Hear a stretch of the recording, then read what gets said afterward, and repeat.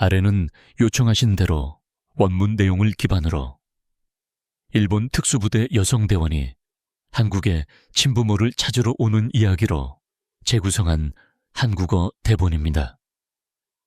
원문의 100% 내용을 유지하면서 캐릭터 이름, 나이, 배경, 그리고 한국 문화를 반영하여 60%의 창의성을 추가했습니다. 일본인 캐릭터와 한국 문화를 자연스럽게 융합하고 세부적인 배경과 감정을 강화하여 몰입감을 높였습니다. 달빛 이야기, 일본 특수부대원의 한국 친부모 찾기 여정, 주요대로 끝. 나, 노라고 했지. 사방에서 달려든 남자들이 유키의 팔다리를 붙잡았다. 일본 해상자위대 특수부대에서 수천 번 훈련받은 그녀였지만 8명의 힘을 당해낼 수는 없었다. 형님, 이 여자 꽤 단단해 보입니다. 한 남자가 비열하게 웃으며 유키의 재킷자락을 잡아당겼다. 다른 남자의 손은 그녀의 허벅지로 올라오려 했고 누군가는 그녀의 목덜미에 뜨거운 숨을 불어넣었다. 유키는 온몸을 비틀며 저항했지만 고약한 냄새가 나는 수건이 그녀의 입과 코를 틀어막았다. 눈앞이 어두워지기 직전 유키의 머릿속엔 오직 부모님에 대한 생각만 맴돌았다. 엄마, 아빠. 하지만 그녀의 이야기는 여기서 끝나는 것이 아니었다. 잠시 후 숨막히는 역전극이 펼쳐진다.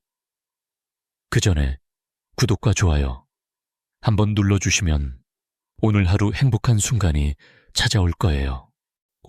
오르웨이트, 일본 요코스카 해군 기지의 특수부대 훈련장에서 격렬한 전투훈련이 진행되고 있었다. 27세의 유키사토 소동 유우치는 탄탄한 체격으로 훈련용 소총을 들고 장애물 사이를 민첩하게 움직였다. 땀에 젖은 검은 머리는 단정히 묶여 있었고 전투복 위로 드러난 팔뚝은 단련된 근육이 선명했다. 타겟 클리어.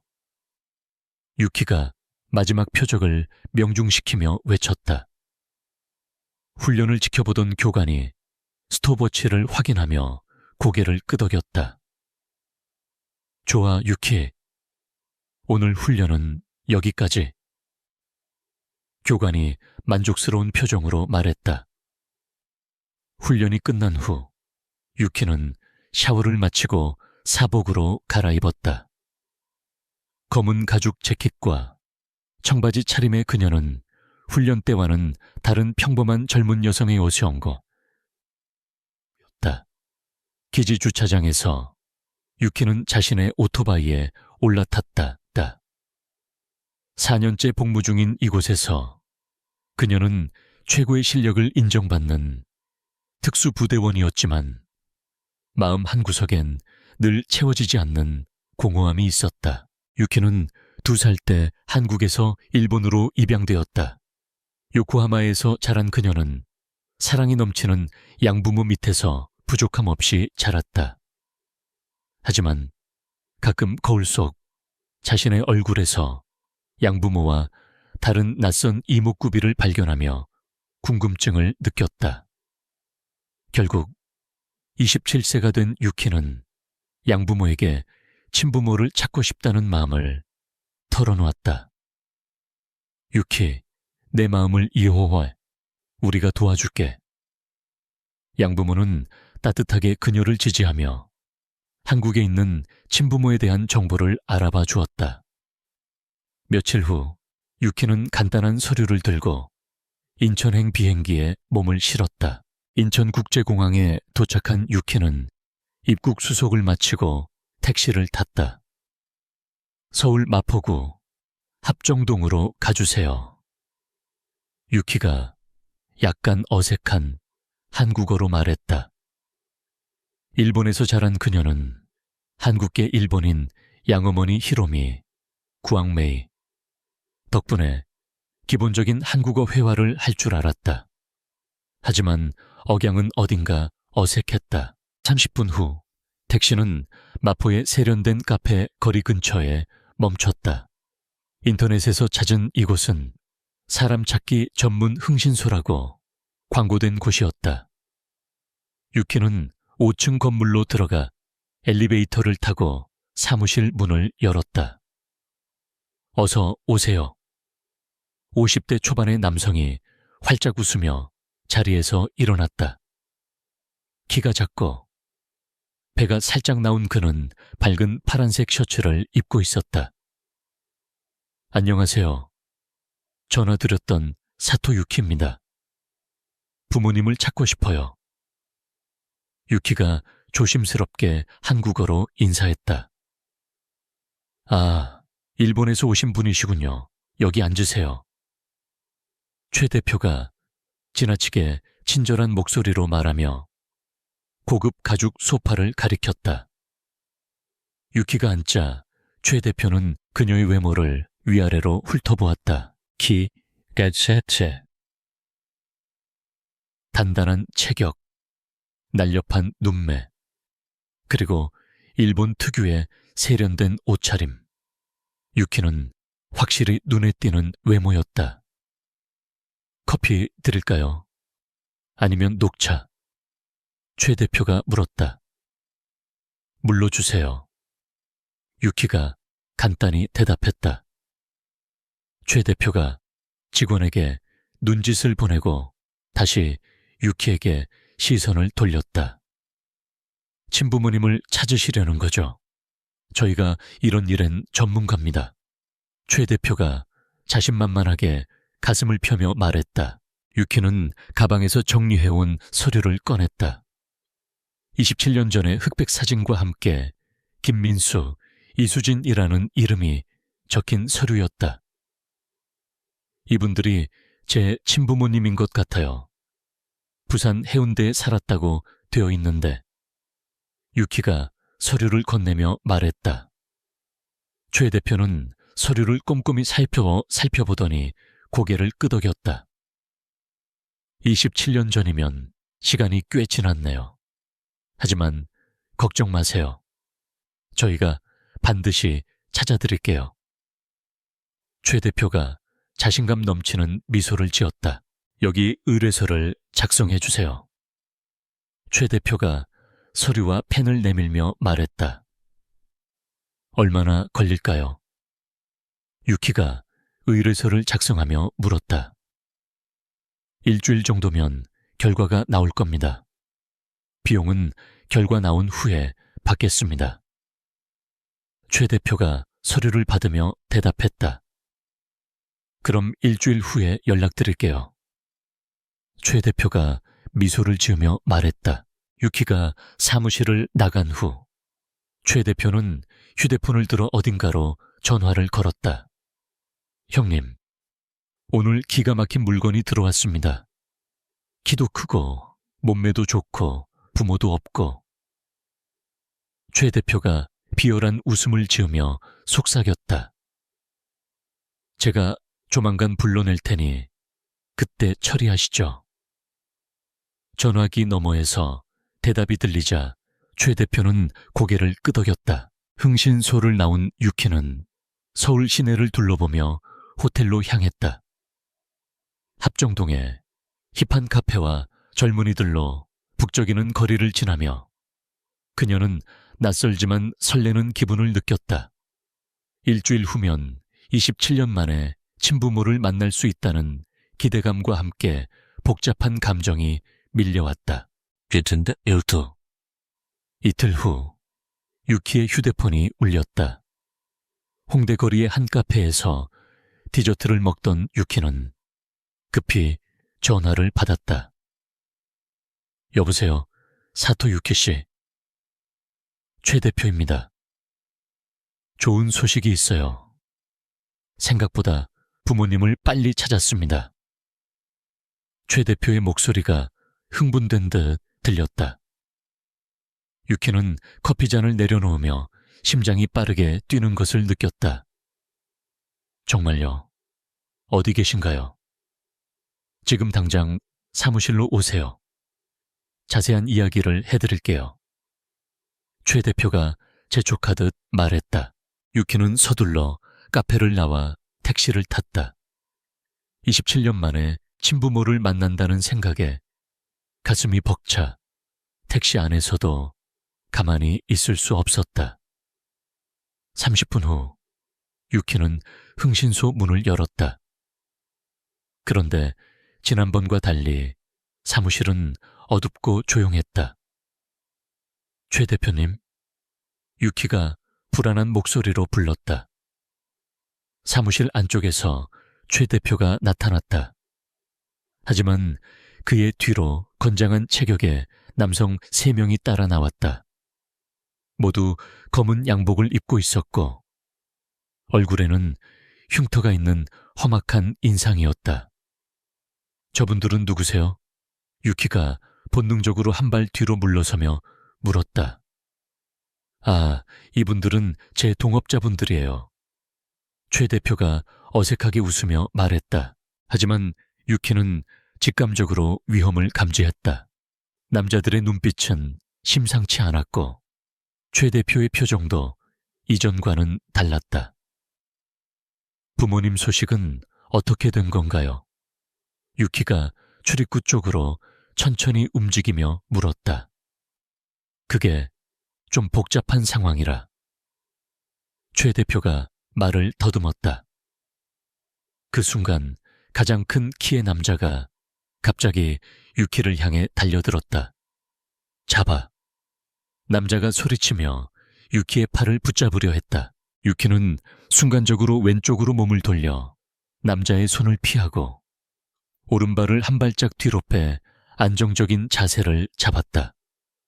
일본 해상자위대 특수부대에서 수백 번 연습한 근접 전투 기술이 본능적으로 발동되었다.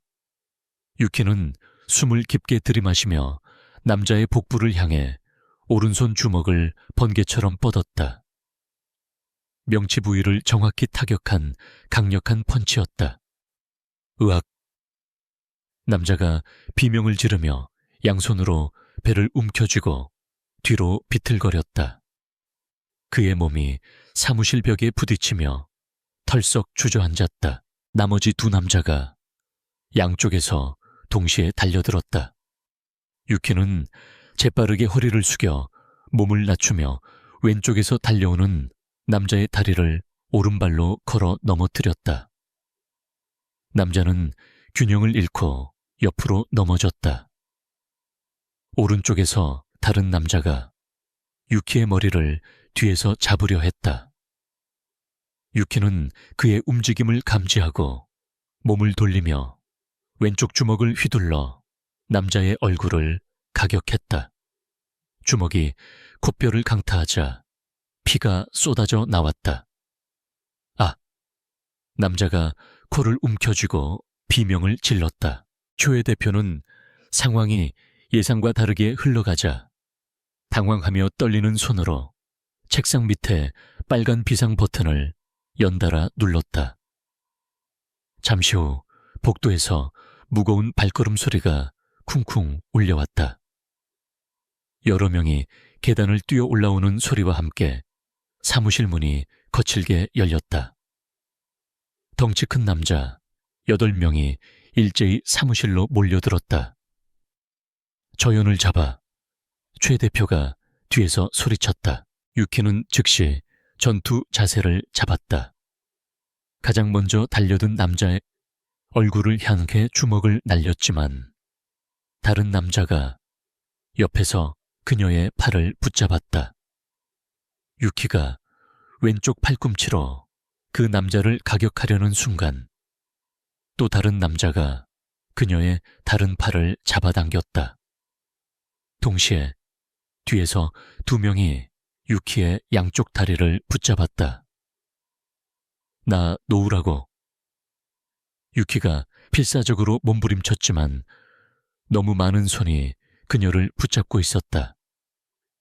한 명이 그녀의 허리를 감쌌고 다른 한 명은 어깨를 눌러 움직임을 봉쇄했다.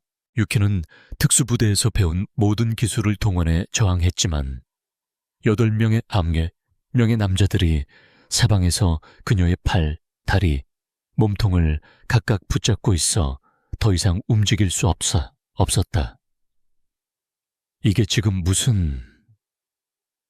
유키가 말하려는 순간 뒤에서 다가온 남자가 이상한 냄새가 나는 수건으로 그녀의 코와 입을 동시에 막았다. 유키가 깜짝 놀라며 숨을 참으려 했지만 이미 자극적인 화학 냄새가 코로 들어왔다. 안 돼.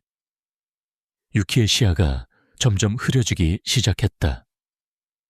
팔다리에 힘이 빠지며 저항할 수 없게 되었다.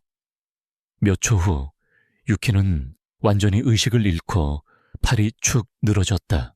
최 대표가 쓰러진 유키를 내려다보며 씩 웃었다. 피비 다시 했고. 차가운 콘크리트, 바닥의 감촉에 유키가 천천히 의식을 되찾았다. 머리가 지끈거리고 입안이 마른 상태로 눈을 떴다. 급히 몸을 일으켜 앉은 유키는 한쪽 손목에 수갑이 채워져 가스 배관과 연결된 것을 발견했다. 주변을 둘러보니 지하실 같은 공간이었다. 여기가 어디지? 유키가 중얼거리며 주변을 살펴봤다. 벽면은 습기로 얼룩져 있었고 구석에는 낡은 담요 한 장이 던져져 있었다. 작은 창문 하나가 있었지만 철창으로 막혀 있었다. 갑자기 위층에서 발걸음 소리가 들려왔다. 무거운 문이 열리는 소리와 함께 계단을 내려오는 발소리가 점점 가까워졌다. 깨어났구만. 험악한 인상의 남자가 문 앞에 나타났다. 흥신소에서 봤던 조폭 중 한 명이었다. 그의 뒤로 50대 초반의 여성이 함께 내려왔다. 붉은 립스틱과 화려한 레오파드 무늬 블라우스를 입은 그녀는 피곤한 기색이 역력했다. 왜 저를 이런 곳에 가둔 거예요? 저는 아무 잘못도 하지 않았어요. 유키가 일어서며 외쳤다. 잘못? 네가 여기 온 게 잘못이야. 남자가 비웃으며 말했다. 그는 여자를 향해 돌아서며 말했다. 박마담, 잘 지키고 있어. 두목님이 올 때까지 얌전히 시켜놔. 네, 알겠어요. 여자가 고개를 끄덕이며 대답했다. 남자가 계단을 올라가며 사라지자 방 안에는 유키와 여자만 남았다. 여자가 쪼그려 앉아 턱을 괴고 유키를 바라보며 말했다. 새로운 애구나.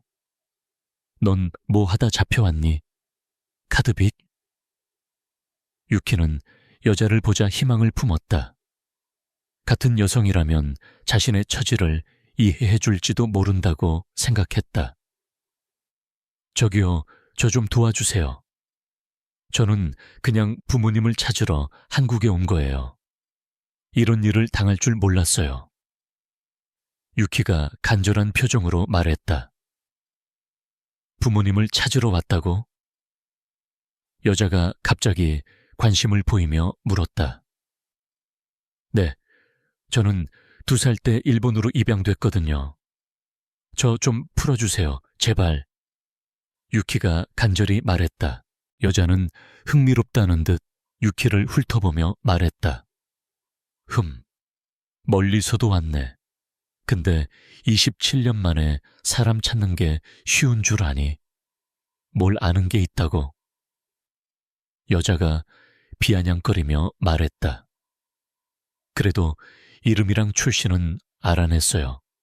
아빠 이름은 김민수, 엄마 이름은 이수진이에요. 순간 여자의 얼굴이 창백해졌다. 그녀는 숨을 거칠게 몰아쉬었다. 뭐라고? 이수진? 여자가 떨리는 목소리로 다시 물었다. 네, 김민수, 이수진이요. 혹시 아세요? 유키가 기대에 찬 눈빛으로 물었다. 여자는 놀라며 바닥에 털썩 주저앉았다. 그녀의 손이 떨리고 있었고 얼굴에는 믿을 수 없다는 표정이 떠올랐다. 언제 태어났는데? 여자가 간신히 말을 꺼냈다. 1998년 4월 20일이요. 유키가 대답했다. 여자의 눈시울이 붉어지기 시작했다. 내가 네 엄마야. 여자가 떨리는 목소리로 고백했다. 유키는 그 자리에 멈춰섰다. 방금 들은 말이 믿기지 않았다.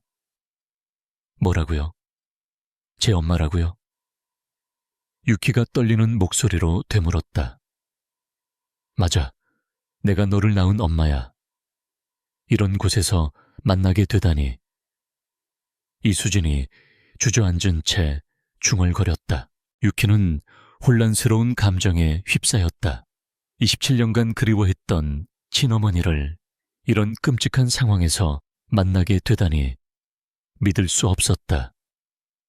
아니, 근데 왜 이런 곳에 계세요? 유키가 당황스러운 목소리로 물었다.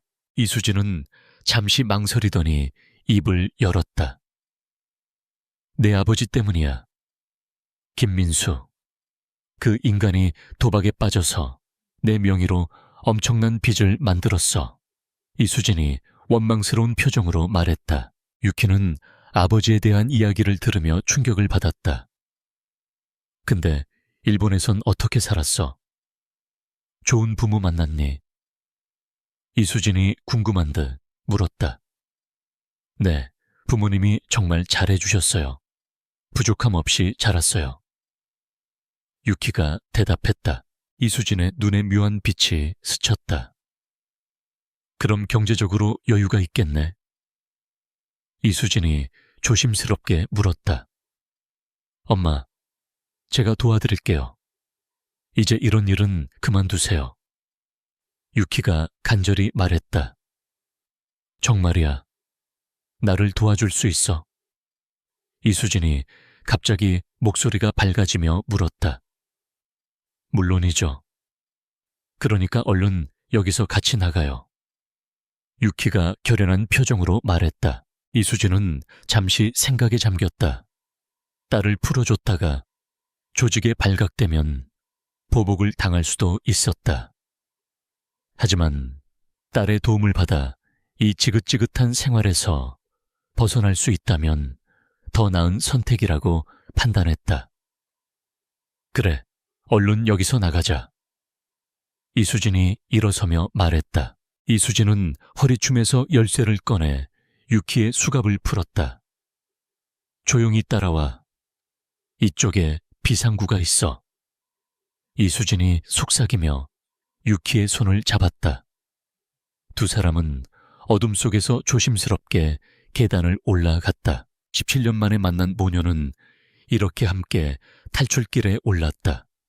이수진은 유키의 손을 잡고 건물 뒤편에 비상구로 안내했다.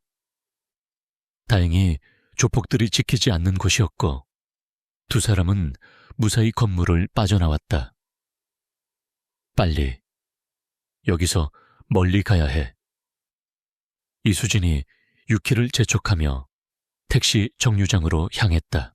줄지어 있던 택시 중 하나를 타고 도착한 곳은 부산의 24시간 찜질방이었다. 여기는 안전할 거야. 이런 곳까지는 찾아오지 않을 테니까. 이수진이 안도의 숨을 내쉬며 말했다. 찜질방 휴게실에 조용한 구석자리에 앉은 두 사람은 드디어 제대로 대화를 나눌 수 있었다.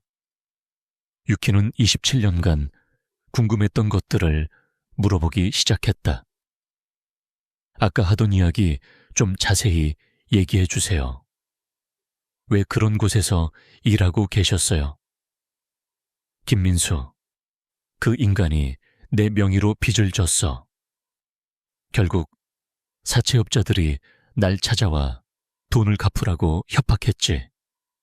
그런데 난 갚을 돈이 없었고, 이수진은 고개를 숙인 채 지난 시간을 하나하나 꺼내기 시작했다.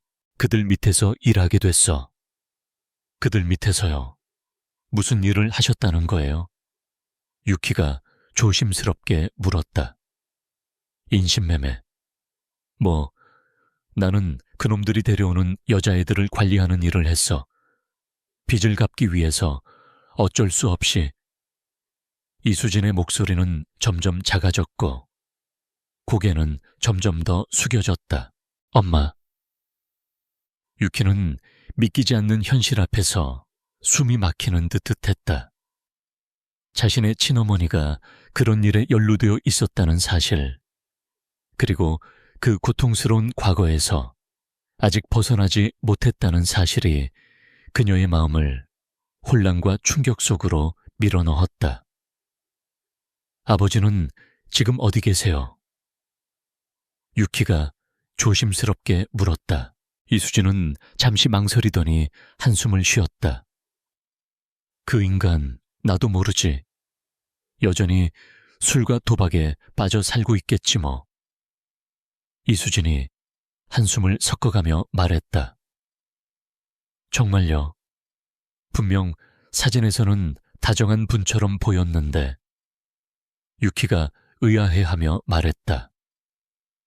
다정하긴 뭐가 다정해. 딴 여자들한테나 다정했겠지. 내가 그 인간 때문에 갓 태어난 너를 품에 안고 입양 보내야 했을 때 내 마음이 어땠을 것 같아? 네가 상상이나 해봤어?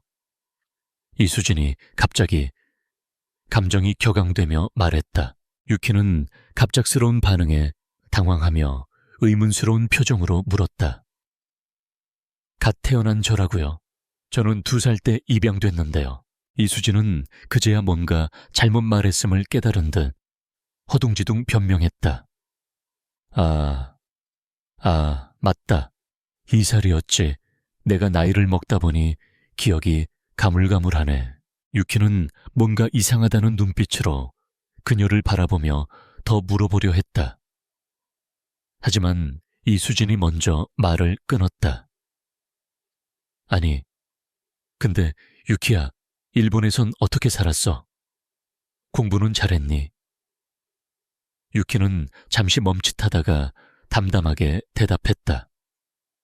네, 감사하게도 부모님이 정말 잘해주셔서 잘 지냈어요.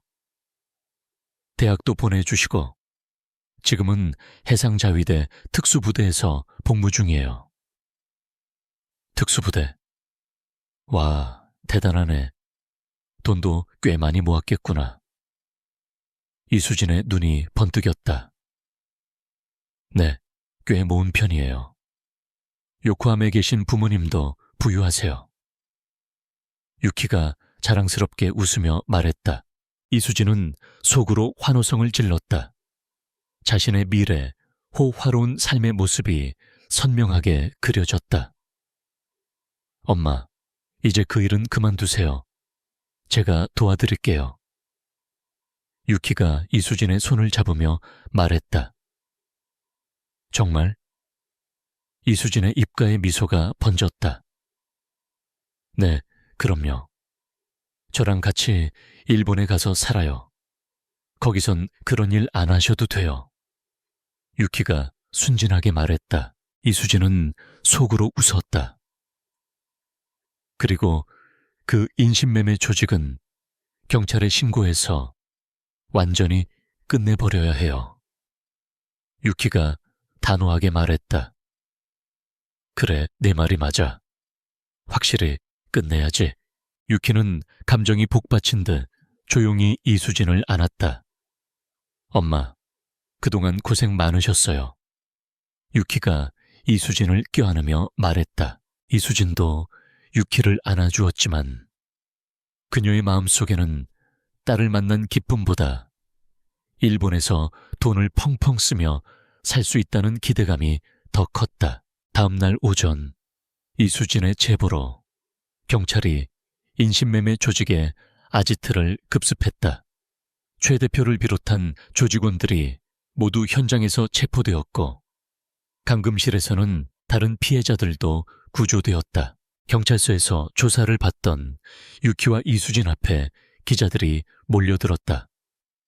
2살 때 일본으로 입양된 해상자위대 특수부대원이 친어머니를 찾다가 인신매매범에게 납치되었다는 게 사실입니까? 한 기자가 마이크를 들이밀며 물었다. 네, 맞습니다. 저는 27년 전에 일본으로 입양되었고 친부모님을 찾기 위해 한국에 왔다가 이런 일을 당했습니다. 유키가 침착하게 대답했다. 그런데 기적적으로 어머니와 만나게 되었다고 들었는데요. 다른 기자가 질문했다. 이수진이 불쑥 나서서 대답했다. 저도 그 조직에 끌려가 있던 상황이었어요. 딸과 27년 만에 그런 끔찍한 곳에서 만나게 되었습니다. 어떻게 그런 일에 연루되게 되신 겁니까? 기자가 이수진에게 물었다. 이수진은 잠시 눈물을 흘리는 척했다. 남편이 도박과 술에 빠져서 제 명의로 엄청난 빚을 만들었어요. 사채업자들이 저를 협박해서 어쩔 수 없이 그런 일을 하게 되었습니다. 남편분은 지금 어디 계신가요? 기자가 추가로 물었다. 여전히 도박과 술에 빠져 살고 있어요. 가족을 버리고 자기 즐거움만 쫓는 사람입니다.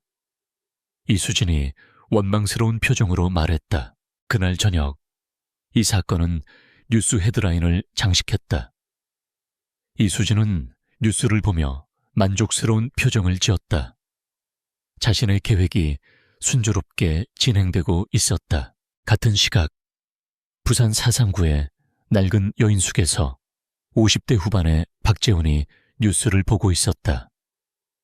그는 컵라면으로 저녁을 때우며 오래된 LED TV를 바라보고 있었다. 뉴스에서 유키와 이수진의 인터뷰가 나오자 박재훈의 손에 들린 젓가락이 멈췄다. 27년 전 일본으로 입양된 한국계 여성이 앵커의 말을 들으며 박재훈은 몸을 앞으로 기울였다. 화면에 나온 유키의 모습을 보자 무언가 익숙한 느낌이 들었다. 남편이 도박에 빠져 가족을 버렸어요.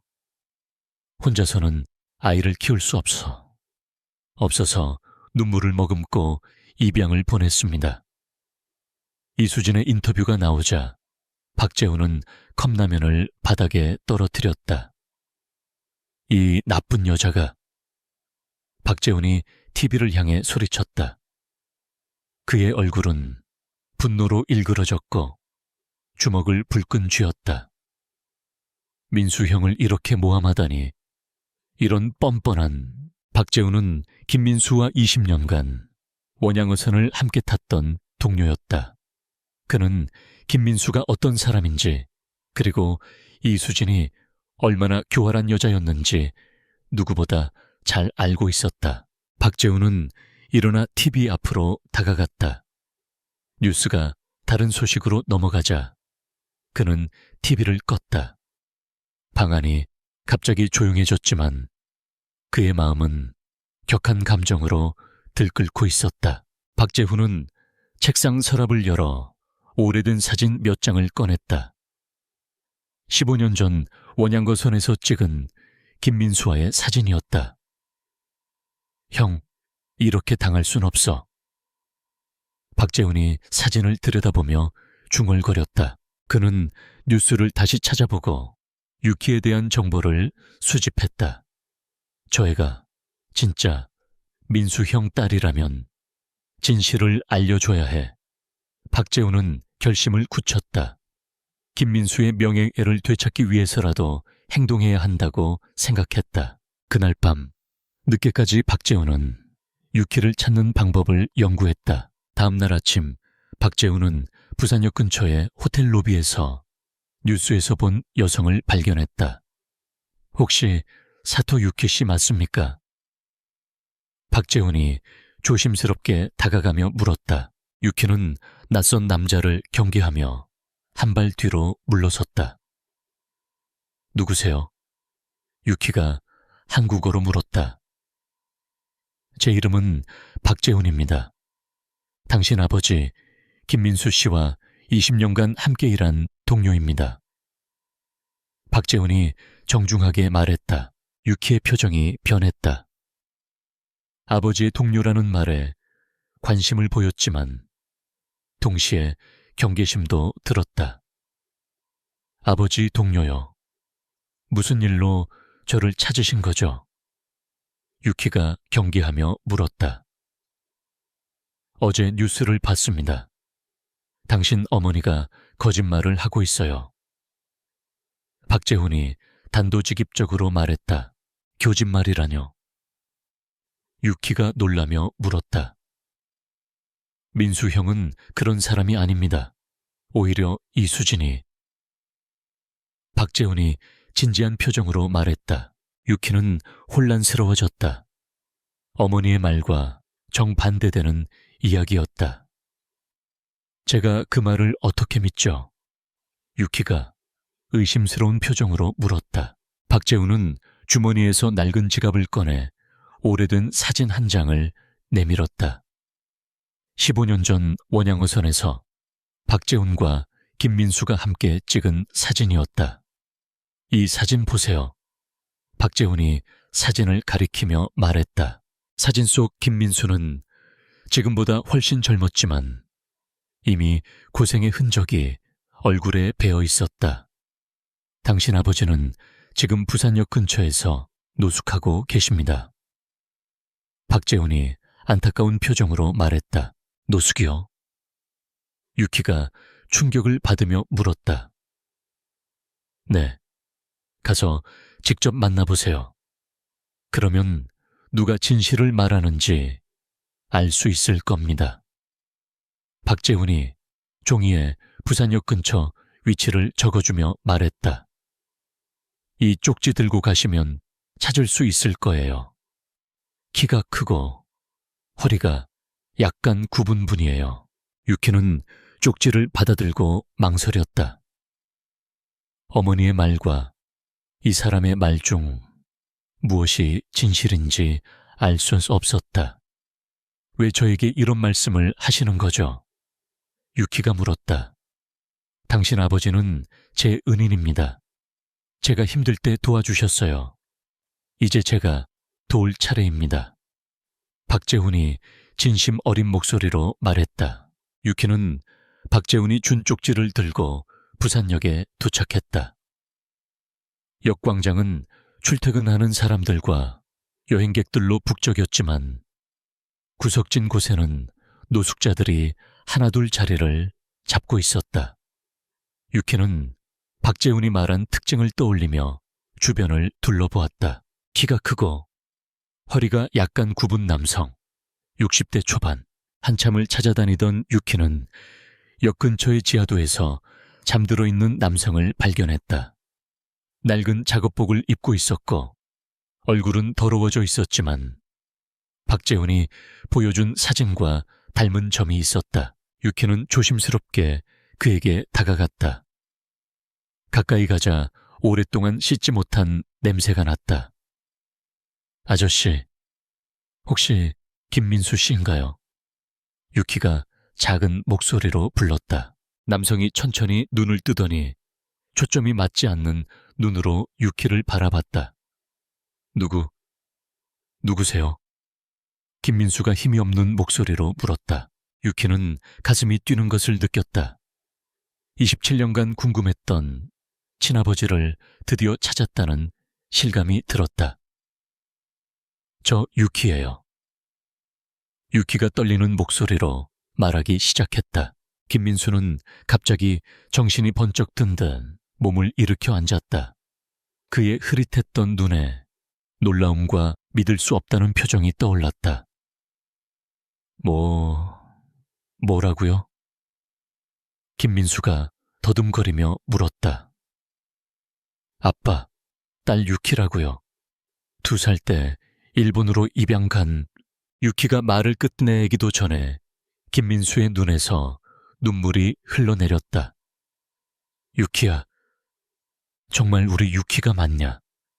김민수가 떨리는 손으로 유키의 얼굴을 바라보며 물었다. 유키도 눈물을 참을 수 없었다.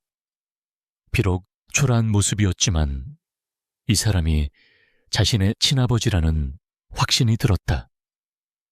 내 아빠.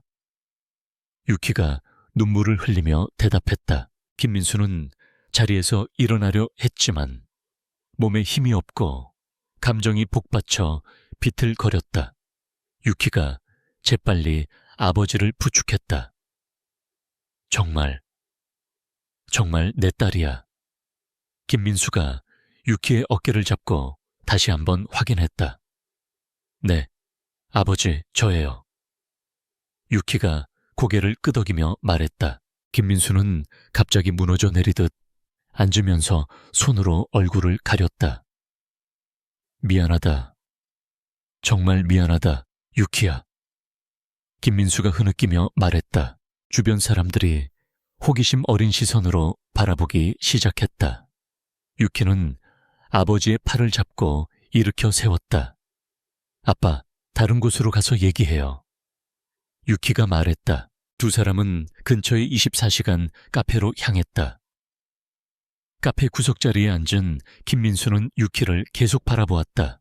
그는 여전히 유키가 정말 자신의 딸인지 믿기 어려워했다. 27년 만에 이렇게 컸구나. 김민수가 감회에 젖은 목소리로 말했다. 아버지, 어떻게 된 거예요? 유키가 조심스럽게 물었다. 김민수의 얼굴에 그림자가 드리워졌다.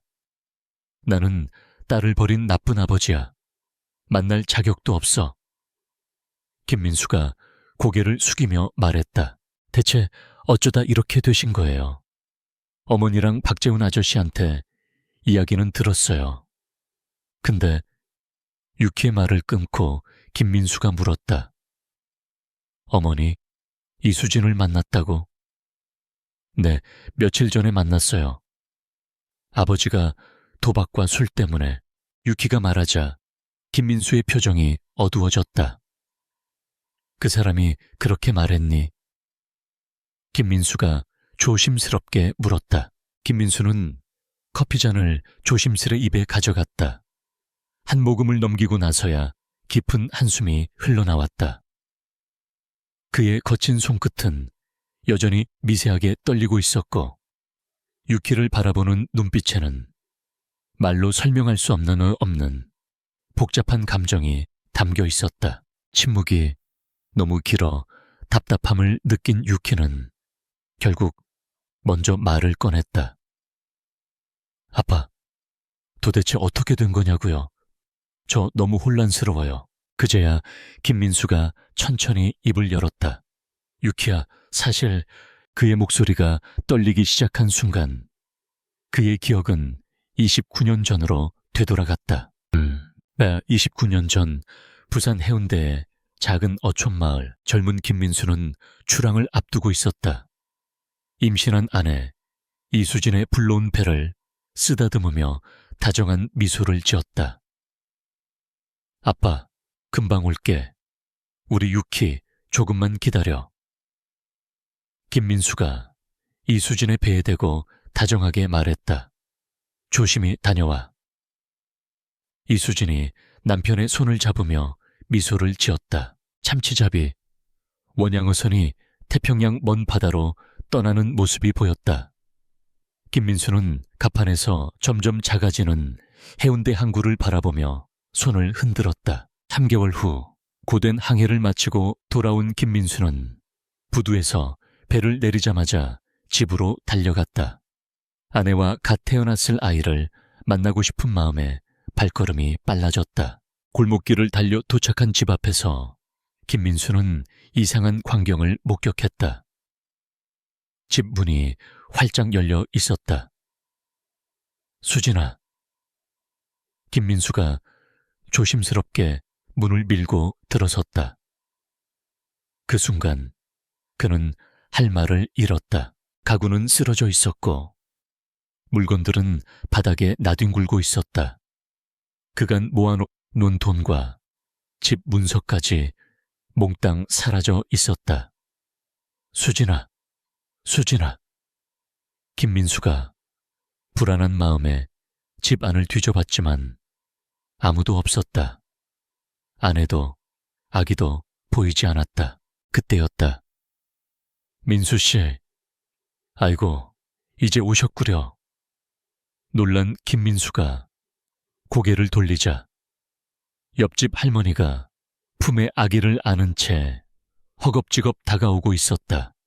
할머니의 품 안에는 갓난아기 유키가 고요하게 잠들어 있었다. 어제 밤중에 자네 마누라가 짐을 다 들고 나가버렸어. 아기는 두고 말이야. 할머니가 숨을 헐떡이며 말했다. 혼자 남은 아기가 어쩔 줄 몰라 울기만 하더라고. 그냥 둘 수가 없어서 내가 봐주고 있었어. 김민수는 멍한 얼굴로 아기를 받아들었다. 작고 연약한 생명이 그의 품으로 들어오자 무너져 버렸던 감정이 터져나왔다. 그는 한 손으로 아기를 조심스럽게 안고 다른 손으로는 얼굴을 덮으며 숨죽여 울었다. 그의 어깨가 조용히, 하지만 참을 수 없을 만큼 떨리고 있었다. 그날 저녁 검은 양복을 입은 사채업자 2명이 김민수의 집 문을 두드렸다. 김민수 씨죠? 사채업자가 차갑게 말했다. 네, 그런데 누구세요? 김민수가 아기를 안은 채 문을 열며 물었다. 이수진 씨가 당신 명의로 빌린 돈이 7천만 원짜리입니다. 사채업자의 말에 김민수의 얼굴이 창백해졌다. 뭐라고요? 김민수가 믿을 수 없다는 표정으로 되물었다. 이자까지 합치면 벌써 1억이 넘었습니다. 또 다른 사채업자가 협박하듯 말했다. 김민수는 남자의 말이 끝나기도 전에 주저앉고 말았다. 품에 안긴 아기가 울음을 터뜨렸다. 그의 얼굴은 백지장처럼 창백해졌다. 1억 원. 그 숫자는 그가 몇 년간 바다에서 목숨을 걸고 일해도 모으기 어려운 액수였다. 사채업자들이 돌아간 후 김민수는 아기 유키를 업고 집을 나섰다. 이수진을 찾기 위해서였다. 우선 이수진이 자주 들르던 친구들의 집을 찾아갔다. 하지만 아무도 그녀의 행방을 알지 못했다. 혹은 알려주지 않으려 했다. 민수 씨, 무슨 낯짝으로 여기를 와? 이수진의 친구 미영이 차갑게 말했다. 무슨 말씀이신지 모르겠어요. 수진이가 도박하던 거, 친구들한테까지 돈 빌린 거 몰랐어요. 미영이 놀란 표정을 지으며 말했다. 김민수의 가슴이 철렁 내려앉았다.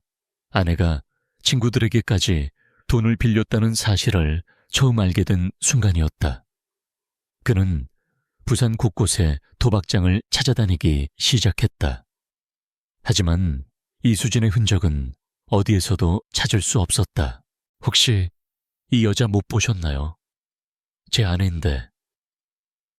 김민수가 도박장에서 사진을 내밀며 물었다. 모르겠는데 여기 사람들 워낙 많이 오니까. 도박장 사람들이 시큰둥하게 대답했다. 한편 사채업자들의 압박은 점점 더 심해졌다. 거의 매일 집 앞에 나타나 협박하는 소리가 동네에 울려 퍼졌다. 결국 살던 집에서 더 이상 살 수 없게 된 김민수는 동료 선원들의 도움으로 작은 월세방을 구해 아이와 함께 살기 시작했다. 하지만 출항을 앞두고 가장 큰 문제는 아이를 맡길 곳이 없다는 것이었다.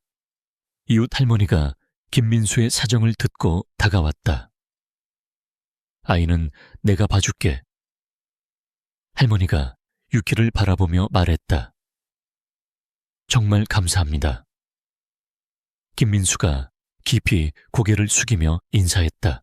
그렇게 김민수는 다시 바다로 나갔다. 그의 가슴에는 딸에 대한 그리움, 이수진에 대한 배신감, 그리고 빚에 대한 중압감이 뒤섞여 있었다. 남태평양의 거친 폭풍우 속에서도 김민수는 3년 동안 묵묵히 일만 했다. 다른 선원들보다 2배로 일했고 휴식 시간도 반으로 줄였다. 그만큼 위험 수당도 많이 받을 수 있었다. 김민수는 월급을 받을 때마다 사채 빚을 갚는데 대부분 사용했다. 그리고 남은 돈은 유키를 봐주는 옆집 할머니께 모두 드렸다. 원양 어선에서 복귀한 어느 날, 집에 도착한 김민수를 맞이한 것은 충격적인 소식이었다. 민수 씨, 큰일 났어요.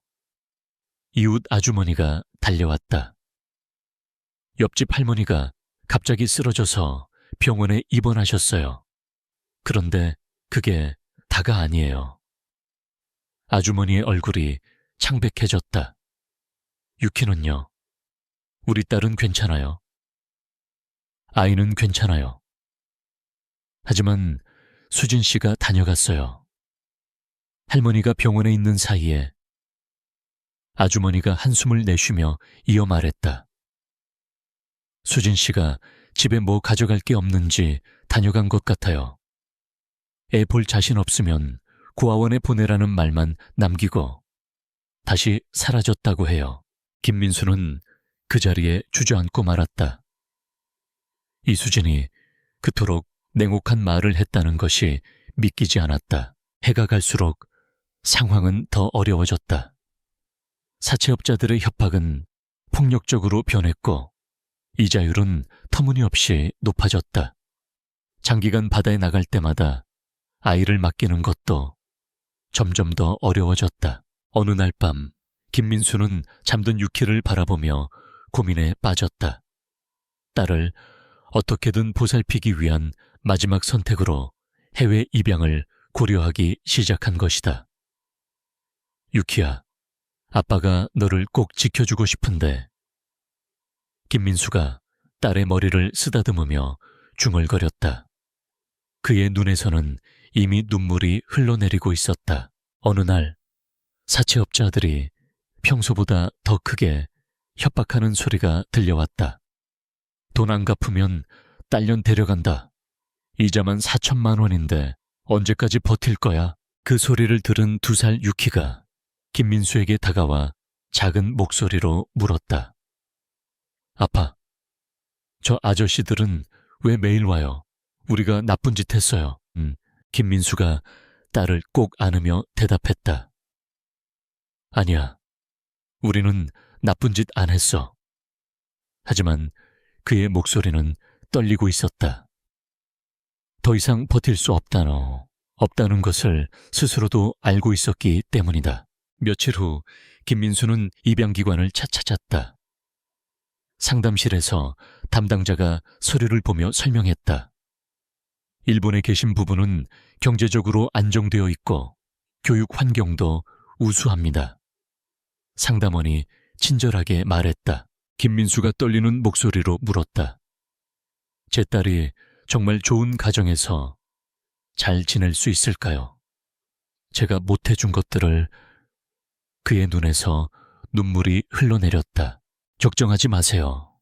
이 가정은 정말 아이를 간절히 원하시는 분들입니다. 엄마 쪽이 한국계 일본인이셔서 아이한테도 좋을 거예요. 상담원이 안심시켰다. 입양 당일이 다가왔다. 김민수는 유키에게 줄 수 있는 거라곤 사진 한 장밖에 없었다. 유키야, 아빠가 정말 미안하다. 김민수가 사진을 건네며 간신히 말했다. 유키는 아직 무슨 일이 일어나는지 정확히 이해하지 못했지만 아버지가 울고 있다는 것은 알 수 있었다. 아빠, 우리 지금 어디 가요? 유키가 천진난만하게 물었다. 김민수는 대답할 수 없어 그저 딸을 더 꽉 안아주었다. 입양기관 직원이 유키의 손을 잡고 차에 태웠다. 유키는 뒤돌아보며 아버지를 향해 손을 흔들었다. 아빠, 빨리 와요. 같이 가야지. 유키가 밝은 목소리로 말했다. 차가 출발하여 점점 멀어지는 모습을 바라보며 김민수는 그 자리에 주저앉았다. 미안해, 유키야. 정말 미안해. 김민수가 아무도 없는 거리에서 중얼거리며 소리내어 오열했다. 딸을 향한 사랑과 미안함, 그리고 앞으로 혼자 살아가야 한다는 두려움이 그의 마음을 짓눌렀다. 하지만 동시에 딸이 좋은 가정에서 행복하게 자랄 수 있다는 희망도 있었다. 그것만이 그에게 남은 유일한 위안이었다. 딸을 보낸 후 김민수는 더욱 위험한 온양어선을 자원에 탔다. 태평양 한복판에서 거친 폭풍우가 몰아쳤다. 다른 선원들이 갑판에서 밀려나올 정도로 위험한 파도였지만 김민수는 묵묵히 그물을 끌어올렸다. 눈물조차 흘리지 않은 채 기계처럼 일하는 모습으로 변해갔다. 민수야, 위험해, 들어와. 동료가 소리쳤지만 김민수는 들은 척도 하지 않았다. 2년이 지난 어느 날, 그물을 끌어올리는 작업 중 큰 사고가 일어났다. 김민수의 손가락 2개가 잘려나갔다. 아! 김민수가 비명을 지르며 피투성이가 된 손을 움켜쥐었다. 동료들이 달려와 응급처치를 시도했다. 선장이 김민수에게 말했다. 민수야, 좀 쉬어라. 손가락도 다쳤는데. 하지만 이틀 후 김민수는 붕대를 감은 손으로 다시 갑판에 올라왔다. 일할 수 있습니다. 김민수가 담담하게 말했다. 선장과 동료들은 놀란 표정으로 그를 바라봤다. 몇 년 후 같은 배에서 일하던 박재훈이 절망적인 표정으로 김민수에게 다가왔다. 형, 나 이번 달 월급으로는 턱도 없어. 어떻게 하지? 박재훈이 고민을 털어놓았다. 집사람 수술비가 500만 원인데 내가 가진 돈으로는. 며칠 뒤 김민수가 박재훈에게 돈 봉투를 건넸다. 이거라도 써. 김민수가 무뚝뚝하게 말했다. 형도 힘든데 이 돈이면 이자라도 갚을 수 있잖아. 박재훈이 만류했다. 우리끼리 뭘 그러냐. 가족이 아프면 그게 먼저지. 김민수가 돌아서며 말했다. 박재훈은 김민수의 뒷모습을 바라보며 감동의 눈물을 글썽겼다. 세월이 흘러 50대가 된 김민수는 여전히 바다를 떠돌며 번 돈의 대부분을 빚 갚는 데 썼다. 혼자 있을 때면 가끔 술에 취해 중걸거리는 것이 유일한 감정 표현이었다. 유키야, 아빠가 미안하다. 김민수가 낡은 손실에서 혼잣말을 했다. 바랜 유키의 사진을 바라보며 그는 딸의 안부를 궁금해했다. 지금쯤 얼마나 컸을까? 건강하게 자라고 있을까? 20년이 지난 어느 날, 김민수는 사채업자 사무실에 찾아갔다. 손에는 마지막 돈 뭉치가 들려 있었다. 마지막 이자까지 다 갚겠습니다. 김민수가 돈을 책상 위에 놓으라며 말했다. 사채업자가 돈을 세어보더니 고개를 끄덕였다. 오케이, 이제 끝이야. 20년 만이네. 빚을 다 갚은 날. 김민수는 조용히 소주 한 잔을 마셨다. 축하도 없었고 눈물도 나오지 않았다. 20년 가까이 달려온 전쟁 같은 삶은 끝났지만 그에게는 아직 멈춘다는 개념이 낯설었다. 그래서 며칠 쉬지도 않고 바로 다음 추락 명단에 이름을 올렸다. 바다가 그를 부르는 듯했다. 하지만 배에 올라타려는 순간 그의 다리가 휘청거렸다.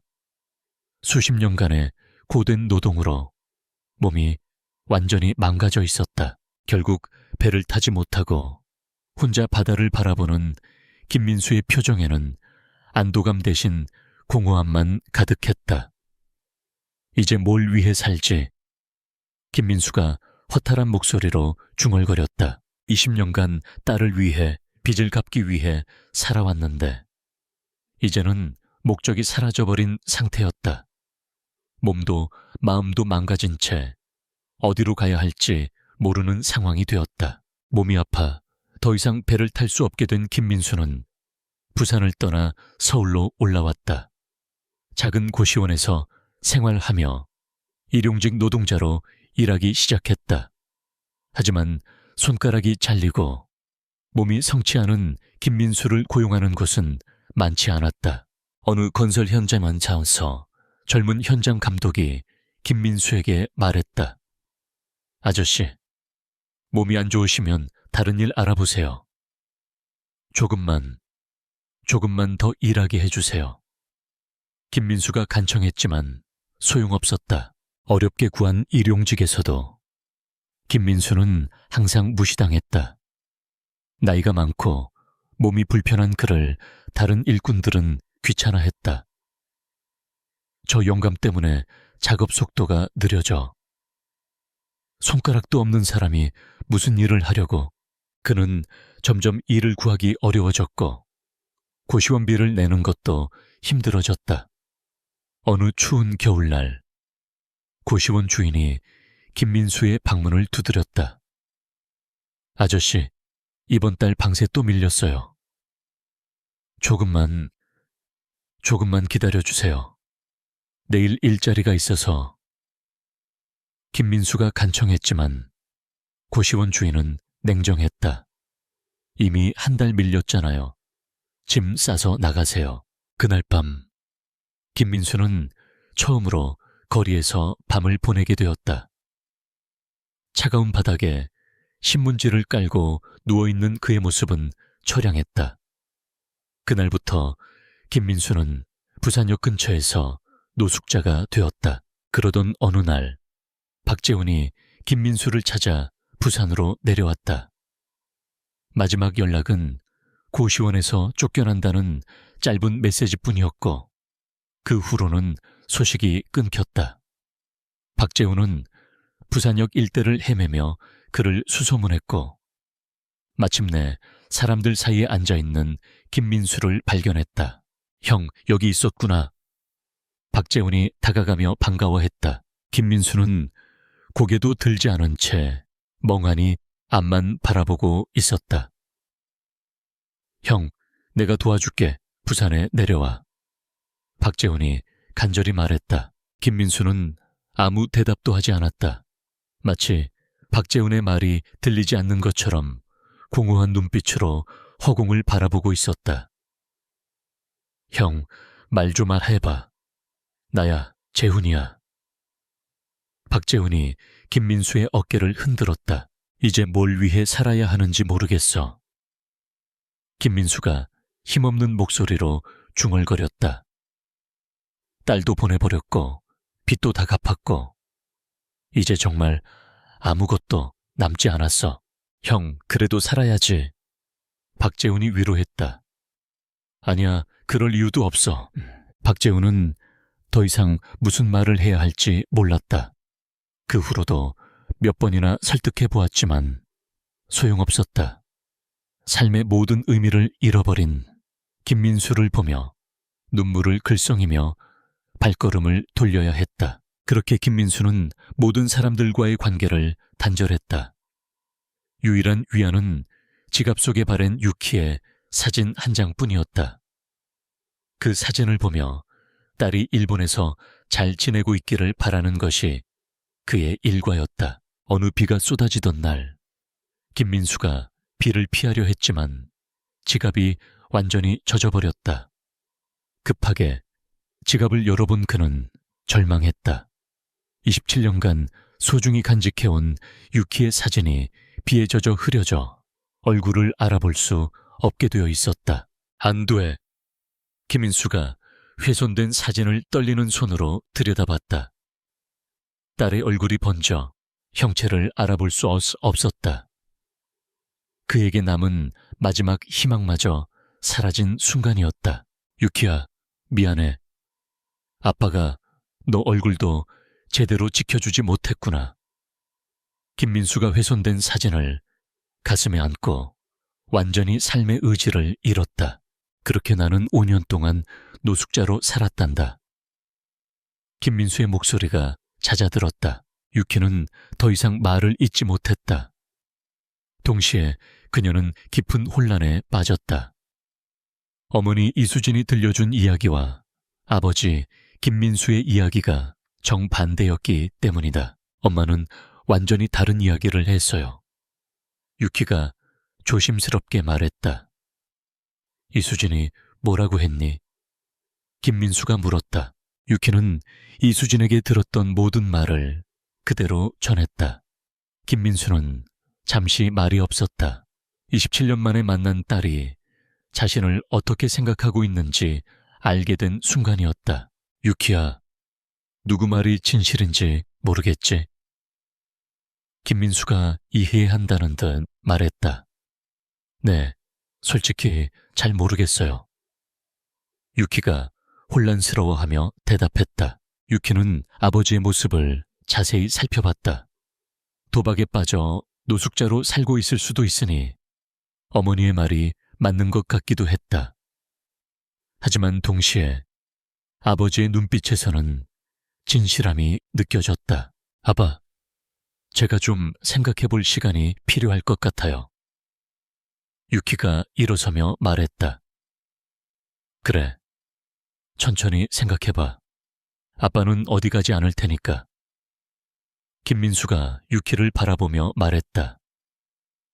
일단 엄마하고 다시 얘기해 볼게요. 유키가 가방을 매며 말했다. 알았어. 언제든지 보고 싶으면 아빠한테 와. 그리고 먼저 찾아와줘서 고맙다, 내 딸. 유키가 카페를 나서는 모습을 바라보며 김민수는 한숨을 쉬었다. 딸을 만났지만 진실을 믿어주지 못하는 상황이 안타까웠다. 호텔로 돌아가는 길에 유키의 휴대폰이 울렸다. 화면에는 박재훈의 번호가 표시되었다. 여보세요. 유키가 전화를 받았다. 유키 씨, 저 박재훈입니다. 아버지를 만나봤나요? 박재훈이 걱정스러운 목소리로 물었다. 네, 방금 만나고 오는 길이에요. 유키가 대답했다. 어떠셨어요? 많이 놀라셨죠? 박재훈이 물었다. 사실 너무 혼란스러워요. 엄마 말과 아빠 말이 완전히 달라서. 유키가 솔직하게 털어놓았다. 박재훈은 잠시 생각하더니 말했다. 그럼 입양센터에 가서 당시 서류를 확인해 보세요. 입양센터요? 네. 누가 보호자로 되어 있는지, 누가 입양 동의서에 서명했는지 보면 진실을 알 수 있을 거예요. 박재훈의 말에 유키는 번뜩 깨달았다. 맞아요. 왜 그 생각을 못했지? 유키가 급하게 말했다. 지금이라도 늦지 않았어요. 진실을 확인하세요. 박재훈이 격려했다. 유키는 곧바로 해외 입양관리센터에 도착했다. 접수 창구에 가서 자초지종을 설명하고 서류 확인을 요청했다. 당시 서류를 다시 확인하고 싶은데 가능한가요? 신분증 좀 보여주세요. 본인 확인이 되면 열람 가능합니다. 직원이 친절하게 답했다. 잠시 후 직원이 당시 서류의 사본을 출력하여 유키에게 건네주었다. 유키는 떨리는 손으로 서류를 받아들었다. 27년 전 자신의 입양과 관련된 모든 서류가 들어있었다. 보호자란을 확인한 유키는 충격을 받았다. 김민수라는 이름이 선명하게 적혀 있었고 그의 서명도 되어 있었다. 입양 동의서에도 김민수의 서명만 있을 뿐 이수진의 이름은 어디에도 없었다. 이상하네. 어머니 이름이 없어요. 유키가 중얼거렸다. 직원이 설명했다. 여기 비고란에 어머니는 행방불명 상태라고 적혀 있네요. 행방불명이요? 유키가 놀라며 물었다. 직원의 말에 유키는 진실을 깨달았다. 이수진과 처음 만났을 때를 떠올려 봤다. 다정하긴 뭐가 다정해. 딴 여자들한테나 다정했겠지. 내가 그 인간 때문에 갓 태어난 너를 품에 안고 입양 보내야 했을 때 내 마음이 어땠을 것 같아. 어머니가 입양 보낼 때의 나이를 헷갈려 했던 것이 이제야 퍼즐처럼 맞춰졌다. 그리고 분명 이수진은 자신이 품에 안고 입양을 보냈다고 했었는데 그것 또한 거짓말이었음을 이제야 알게 되었다. 유키는 곧바로 부산역으로 향했다. 이제 누가 진실을 말하는지 확실히 알았다. 유키는 부산역 대합실을 뛰어다니며 아버지를 찾았다. 구석진 곳에서 혼자 앉아있는 김민수를 발견한 유키는 숨을 헐떡이며 다가갔다. 아빠. 유키가 부르자 김민수가 고개를 들었다. 유키야, 벌써 왔네. 김민수가 놀란 표정으로 일어섰다. 유키는 망설임 없이 아버지를 와락 안으며 말했다. 아빠, 의심해서 죄송해요. 유키야, 왜 그래? 무슨 일이야? 김민수는 당황했지만 처음 느껴보는 딸과의 포옹에 행복했다. 아니에요. 제가 잘못했어요. 아빠 말이 진실이었는데 의심했어요. 유키가 눈물을 흘리며 말했다. 이어서 유키는 입양센터에서 확인한 모든 사실에 대해 말했다. 유키는 아버지의 품에서 계속 오열했다. 27년 만에 내 딸을 만났는데 그게 다 무슨 상관이냐. 김민수도 유키를 꼭 아는 채 눈물을 흘리며 말했다. 그렇게 오랫동안 혼자서 외롭게 고생만 하시고 손가락도 잃으시고 저는 일본에서 행복하게 살았는데 유키가 자책하며 말했다. 아니야, 내가 행복했다니까. 아빠는 그것만으로도 너무 기뻐. 김민수가 유키의 얼굴을 들여다보며 말했다. 아니에요, 아빠. 유키가 눈물 범벅이 된 얼굴로 말했다. 내가 널 입양 보낸 이유가 뭐겠어? 네가 좋은 환경에서 행복하게 자라길 바랐던 거야. 김민수가 미소를 지으며 말했다. 유키는 아버지의 말에 더욱 울음을 터뜨렸다. 아빠, 일본에 같이 가요. 함께 살아요. 유키가 아버지의 손을 잡으며 말했다. 일본에? 김민수가 놀라며 물었다. 양부모님께 말씀드렸어요. 친부모님을 찾으면 함께 모시고 살고 싶다고요. 그분들도 환영한다고 하셨어요. 유키의 말에 김민수는 감동했다. 정말 내가 가도 될까? 김민수가 조심스럽게 물었다. 당연하죠. 우리는 가족이잖아요. 유키가 아버지의 팔을 잡으며 말했다. 그런데 아빠는 일본어도 못하고. 김민수가 걱정스럽게 말했다. 괜찮아요.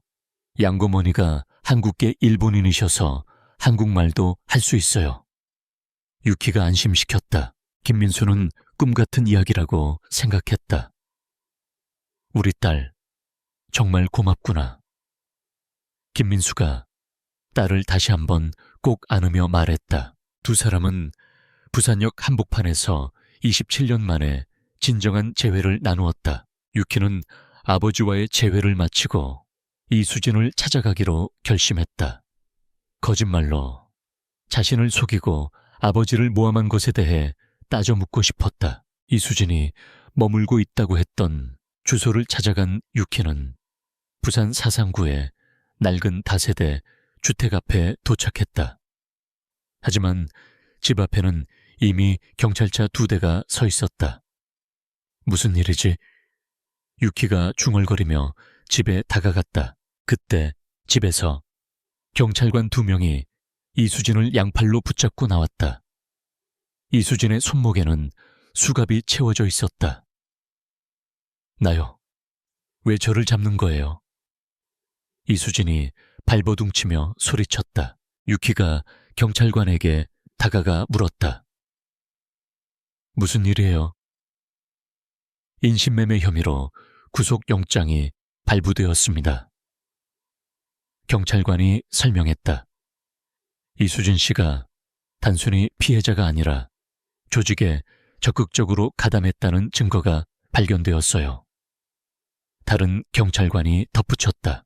유키야, 도와줘. 이수진이 유키를 향해 소리쳤다. 유키가 이수진에게 다가가며 말했다. 어머니, 진실을 모두 알고 왔어요. 무슨 진실? 이수진이 당황한 표정으로 물었다. 입양센터에서 확인했어요. 27년 전에 엄마는 거기 없었죠. 모든 절차를 아빠 혼자 하셨고요. 유키의 말에 이수진의 얼굴이 창백해졌다. 그리고 아빠가 도박을 했다는 것도 거짓말이죠. 엄마가 도박으로 빚을 만들고 가족을 버린 거였어요. 유키가 차분하게 말했다. 이수진이 변명하기 시작했다. 그건 아빠가 그 빚을 갚기 위해 평생 바다에서 고생하신 것도 알았어요. 유키가 계속 말했다.